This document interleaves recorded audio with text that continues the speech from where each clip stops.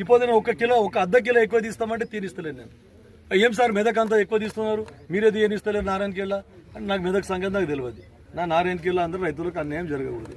Government ఏమున్నదో norms ప్రకారం collector ఏం చెప్పిందో దాని ప్రకారం ఫాలో కావాలని చెప్తున్నాం. రైస్ మిల్లర్లు కొంతమంది దించుకోకపోతే కూడా చెప్పినాం ఇమీడియట్గా డిఎస్ఓకు అడిషనల్ కలెక్టర్కి ఫోన్ చేసి ఇమీడియట్గా యాక్షన్ తీసుకోవాలని చెప్పినాం. సచ్చినట్లే తీసుకున్నారు.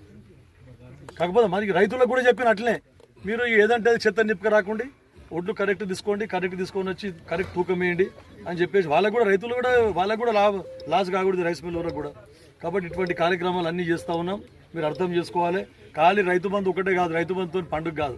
రైతు బంధు వేయలేదు, అన్ని అప్పు చేసి రైతు బంధు వేసిండు. ఇప్పుడు మేము కూడా అప్పు చేస్తే రైతు బంధు ఇప్పుడు రేపే వేస్తాం.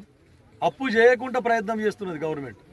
మళ్ళీ ఇంకోటి ఫైనాన్స్ కార్పొరేషన్లకు వెళ్ళి 10 రూపాయల వడ్డీ తీసుకొచ్చిండ్రు కాళేశ్వరం గురించి. ఫైనాన్స్ 10 రూపాయల వడ్డీ. అటువంటి